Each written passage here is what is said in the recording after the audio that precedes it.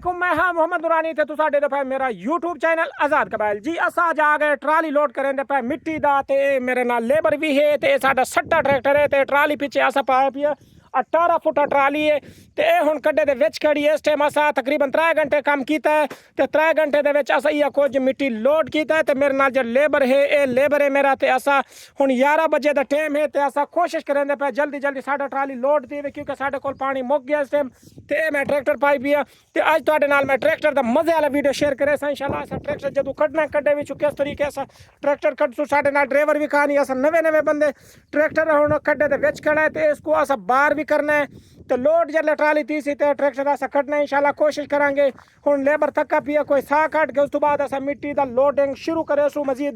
अज front blade वाला tractor आया कौन सी मेरा इरादा है मैं फ्रंट ब्लेड वाला ट्रैक्टर हो सी असा ओदे नाल लोड करके ट्राली ते वल असा वेसू अपने घर, लेकिन ट्राली इतना फ्रंट ब्लेड वाला ट्रैक्टर कहानी साकू कहिया नाल ते बेलचे नाल ट्राली भरना पै गया ते असा अज थके पे ते असा कोशिश करेंदे पे जल्द अज जल्द साडी ट्राली लोड थी वे ते इंशाल्लाह अल्लाह दे हुक्म नाल वल असा निकलसू। ट्राली साडी निकल दी है ते किस तरीके असा खड्डे च कढना साडे नाल ड्राइवर इस टाइम कहानी ते इंशाल्लाह अल्लाह दे हुक्म नाल 11 बजदे पे ते 11 बजे ठीक असा इंशाल्लाह इथों निकलसू ते ट्राली कुछ लोड है ते कुछ बकाया जे रांदी है ते इंशाल्लाह वो भी लोड करके ते वल असा निकलसू। मेरे नाल बंदे कहानी मैं कल्ला कल्ला थे छोटे छोटे बच्चे ने भी साढ़े नाल ट्राली लोड करेंदे पे हुण इत्थे फ्रंट ब्लेड दा अड्डा जरो मैं तो आपको रिकॉर्ड है फ्रंट ब्लेड दा अड्डा है इतना मैं ट्राली इंशाल्लाह बैक करे सा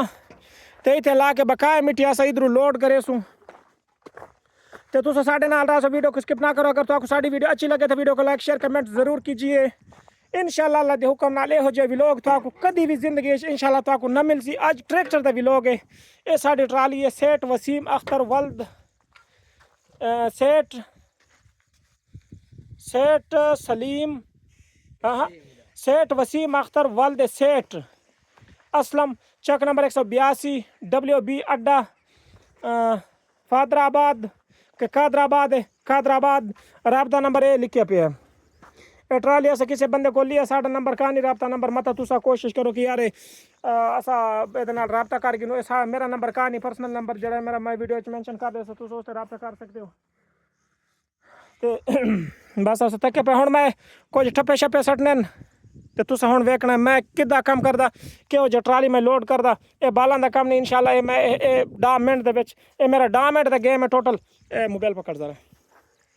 मोबाइल पकड़ उठी उठी उठी उठी उठी उठी उठी उठी बिस्मिल्लाहिर्रहमानिर्रहीम खास दूर 2 मिनट दा गेम है साडा इंशाल्लाह ट्राली दा मैं इधर आधे घंटे दे विच ट्राली इंशाल्लाह फुल 200 मान मिट्टी लोड करके इंशाल्लाह तो आपको दे दे ए देखो इदा काम करना इदा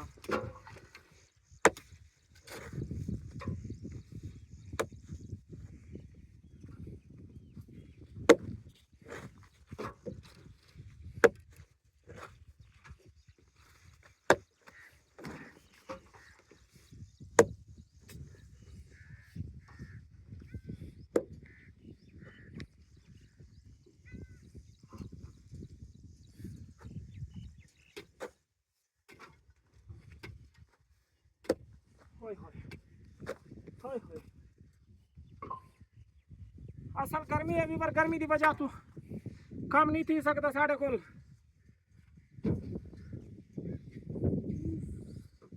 बस